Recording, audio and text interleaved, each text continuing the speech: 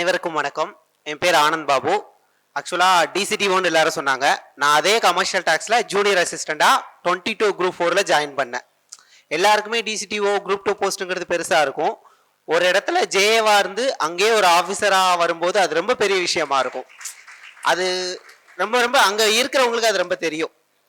இதுக்கு ரொம்ப தேங்க் பண்ணுறதுனா பேரண்ட்ஸு, அகாடமி, அப்புறமா என்னோட கொலீக்ஸ் எல்லாரும் சொல்லுவாங்க, ஒர்க் பண்ணுற இடத்துல வந்து நீங்கள் படிக்கிறேன்னு சொல்லாதீங்கன்னு.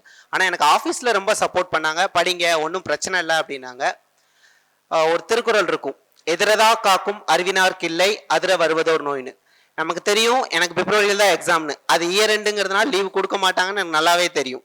நான் ரிசல்ட் வந்ததுலேருந்து வீட்டில் உட்காந்து நான் டெஸ்ட்டு தான் எழுதிக்கிட்டு இருப்பேன். நான் ஓன் டெஸ்ட்டு தான் வீட்டில் உட்காந்து நானாக தான் எழுதுவேன், நானாக தான் ப்ரிப்பேர் பண்ணுவேன். ஏன்னா லீவ் கிடைக்கிறது கஷ்டமாக இருக்கும்.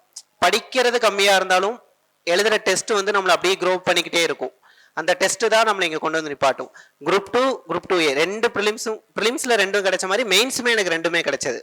ரெண்டுலேயுமே நான் செலக்ட் ஆகிற மாதிரி இருந்து இப்போ குரூப் 2ல் டிசிடிஓ எடுத்திருக்கேன். அனைவருக்கும் நன்றி, வாழ்த்துக்கள்.